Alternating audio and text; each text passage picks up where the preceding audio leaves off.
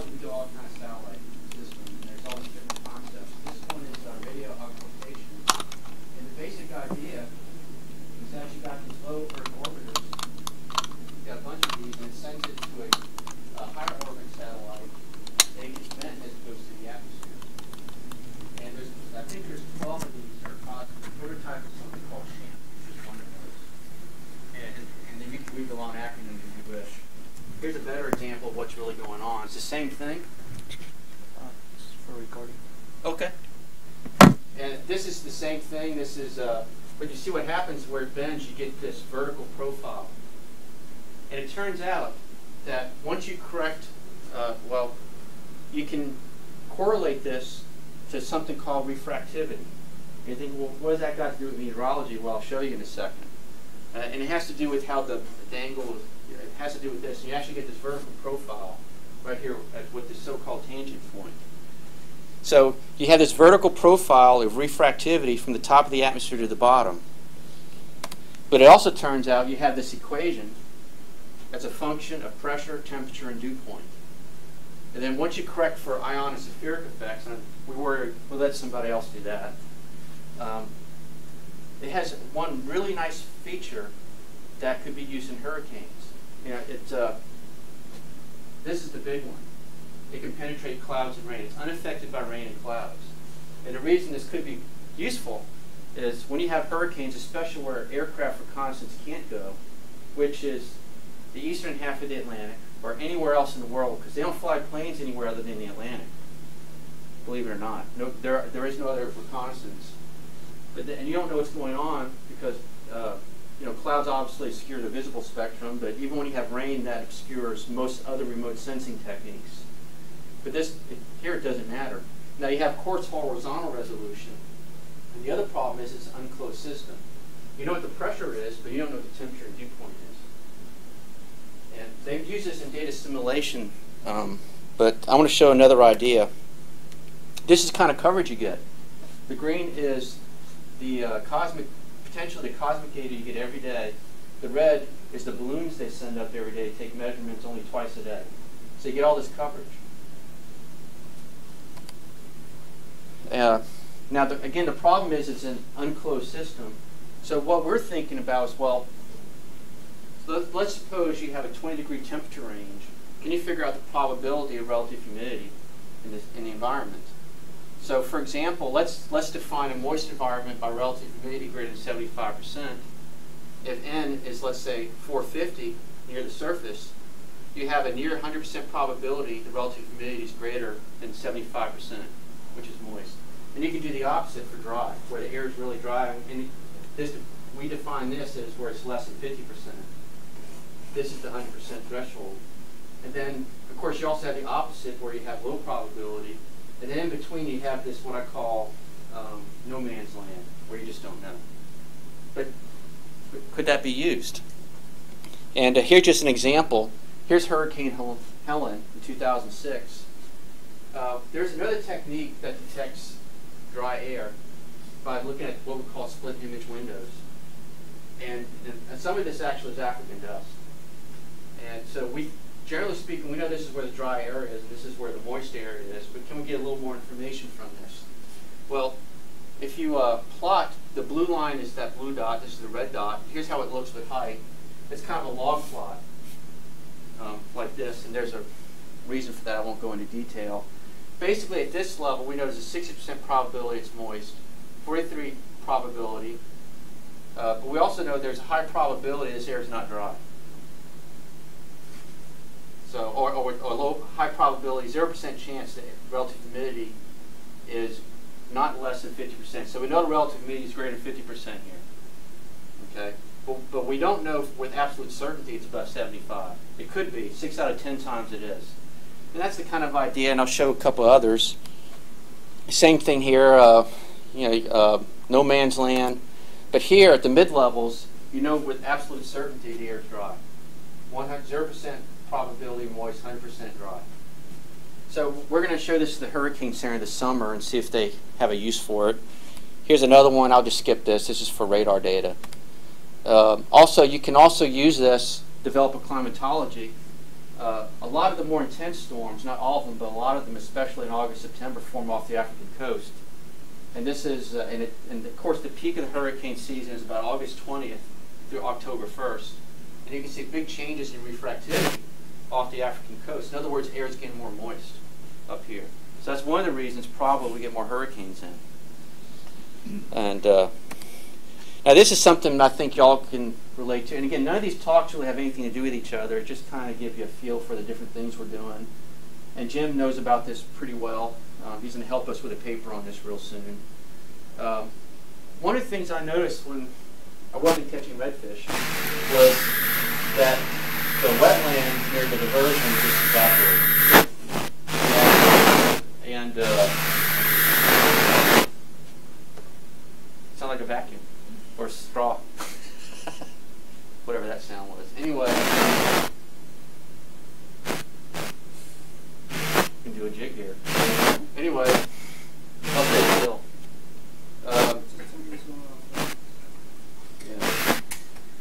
Anyway, this is a picture of the Carnarvon diversion. And I assume probably most of y'all are familiar with this. Okay, so I can skip some of this. But the diversion is up here. And this is a picture of the Landsat before Katrina. And the diversion's right here, by the way. And this is just one image, by the way. If you look afterwards, it looks like that. And you'll notice, especially in the west side, lots of basically scarring of land rolls. That's before and that's after. And this is a fairly well-known problem at this point. But what we did, we decided we wanted to quantify this a little bit more, rather than just use images. Before I get to that, I just kind of want to show you what happened. This is the diversion canal, what it looks like normally. This is what it looked like after Katrina. It's just full of dirt, grass. A lot of these boats there went for sanctuary. Of course, they got tossed around. Those are jack-up roads. You can see the canal is full of mud, marsh, and so I mean, a lot of the land really got ripped up, and it just went west. It's the basic idea. And what we also did, we went out with a couple of commercial fishermen. This is his grandson. He's pointing to an area that used to be land near Lake Leary. It's all open water now. And I got videotapes of this. Anyway, what we did was we took two different data sets. There's one called CCAP. It has a 1996, pre-Katrina, post-Katrina, and we looked at 11 areas of interest. And the areas of interest get further and further away from the diversion, or they go further north. The ones near the diversion are areas 1 and 2. And what you see here is before Katrina, you can see there's a little land loss here, but not much between these two. But after Katrina, before and after, according to their data set, it went from 13% water coverage at the first area to 50 to 14 to 37. But you also see increases everywhere, but the largest increases are here. But the thing is that was just two data sets.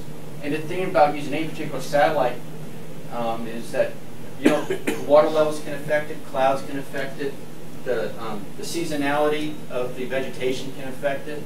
So we looked at, for example, 15 data sets before Katrina, 19 after Katrina. We also looked after Gustav when there was a second hit, they had more land loss. And these are the mean averages. And you get kind of the same picture.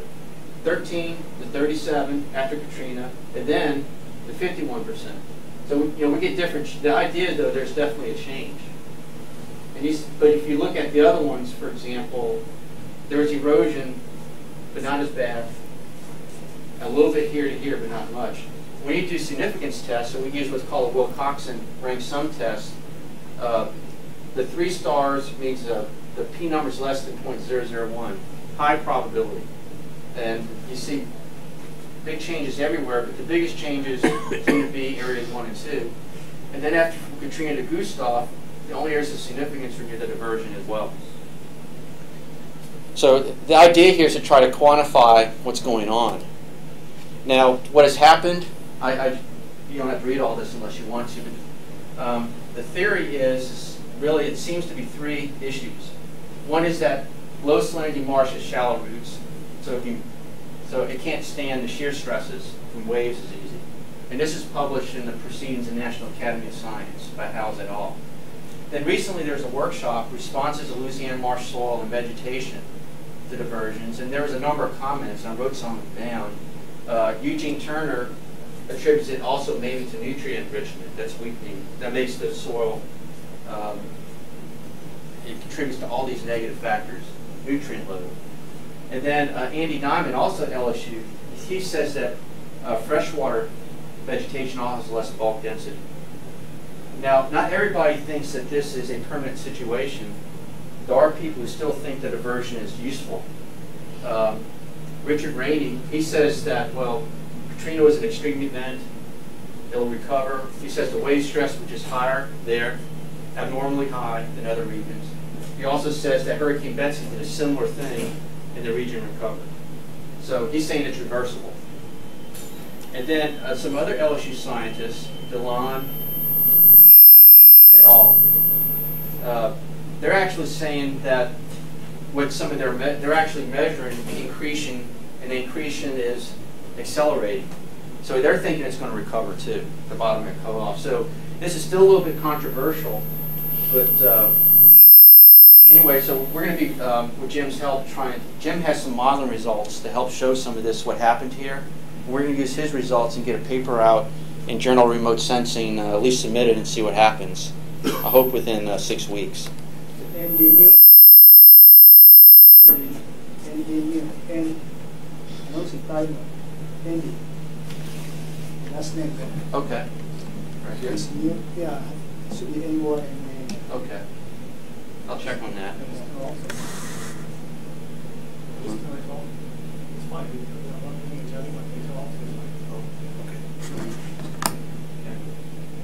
Now here's something else, again, just changing topics. You know, NGI got BP funding and they distributed it to various universities. I think LSU included.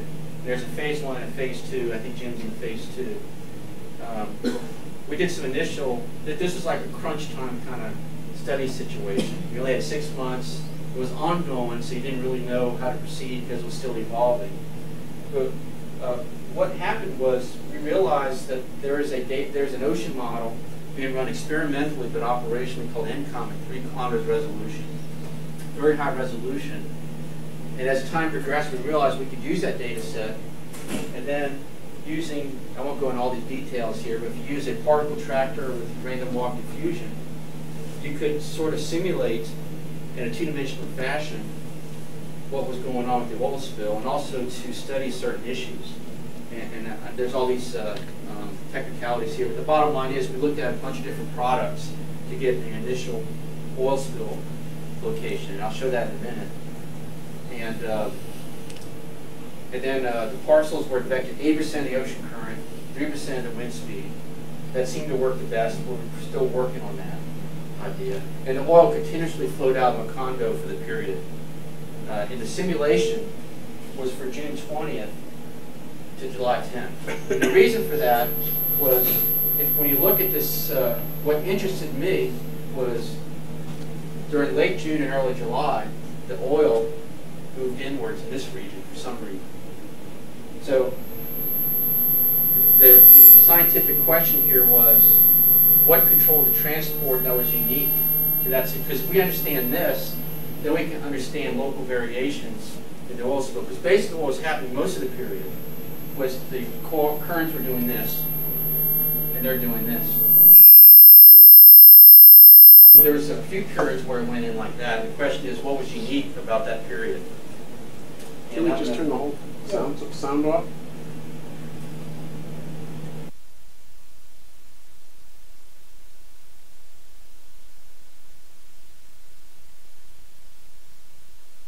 So you can see it pulse back and forth. And then you can see the oil continuously coming out of the grill here, the combo. And then right about here, it'll start to push in. There'll be first push right here, then it comes back out, then it goes back in. And I happen to live right here, and I was scooping up tar balls in my house. And I was just wondering what happened. And you can see it go into Lake Lorne during this period.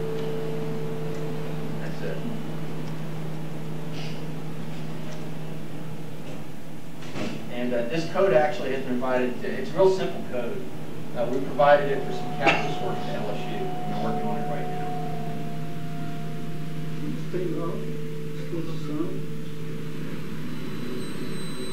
Is this?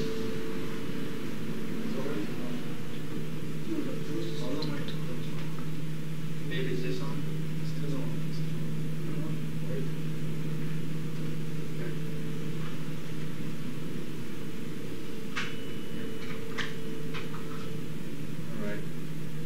Now, since I'm a meteorologist, one of the first thing we do is we look at weather maps.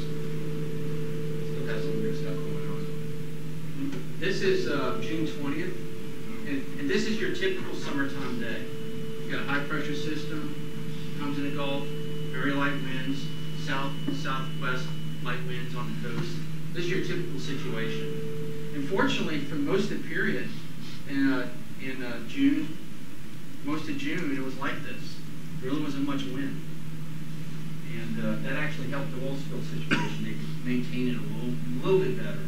Not much, but then what happened, if you look to the east, you see a tropical wave. Well, that eventually becomes Hurricane Alex. And notice that this is June 30th. That's when the first oil occurred. First oil incursion occurred right there. Then we had a somewhat unusual, but it does happen. We had a cold front go offshore right here. And on the west side of the cold front, we got a low pressure system that formed right there. And this, there wasn't much to the low front, but the low pressure system was pretty weak, but it provided a situation that pushed water into the marsh. And the low just sat there. It just sat there for several days. And when you look at the winds analysis, this, for example, again, this is your typical summertime day. Likewise, this is June 20th. But then about here, you start to see the effects of the hurricane. You're on the fringe of the hurricane, right? And you see the east winds. Then July 5th, this is that this is the low pressure system that was sitting out there, right there. And I skipped a lot of stuff. That gives you the general picture. And ultimately, what happens if you look at tide gauge data? You see a period, this is at Shell Beach, where the water was above normal here and here. And that's exactly when the oil came in. So what basically happened is you had a mini surge event. And the ENCOM model actually can simulate the storm surge. It has a free surface, a free water surface. Now, it doesn't have the resolution. And you can see the magnitude, 0.2, is not what was observed. But you can see it goes up here, down here. So the ENCOM model actually captured this. And in the circled areas, you can kind of see the mini storm surge events with these two periods. And anyway, we got some future work. We're going to be looking at some more data sets, including high-frequency radar analysis. And we're actually going to redo the oil spill model. We're going to do it for the whole period, and we're going to put the source terms in, such as emulsification, evaporation. Do the best we can. It's not my area of expertise, but we're going to give it a shot. We got funding to do a phase 2 on this, and I believe we'll be working with Jim on some of this. And the overall goal is now to understand the fate and transport of what happened. Okay. Now, just changing gears again. I'll go through this a little faster because the next one is that storm surge modeling talk. But this is just a climatology of summertime rainfall on the Louisiana coast. What? They were drilling holes to the wall and... The FBI, drilling holes count. Oh, really? Okay. Just turn off, sir. Yeah, I told them. No, but can we turn off the sound system in here somehow? There's got to be a way to turn it off. Yeah, there's a feedback. So I'll just go through this real quick, but we were curious about summertime rain patterns on the coast for Louisiana and Mississippi. Your typical situation, this is just a typical day. This is 7 p.m., 8 p.m., 9 p.m., 10 p.m. You see inland thunderstorms. This is just a day in, I think, July or August. This is August 1st. Then what happens at night is you get the thunderstorms forming out here. And then they start to concentrate out here.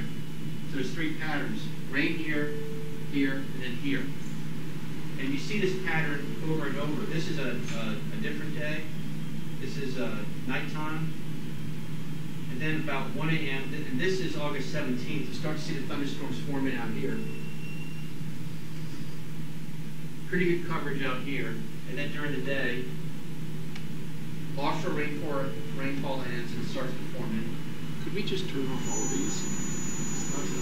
Yeah, but let's just turn them off. I mean, it can't be searched, right? There's a switch on the front, Carol. This one? No, on the front. On the front. Here. Here one. Oh, mix it.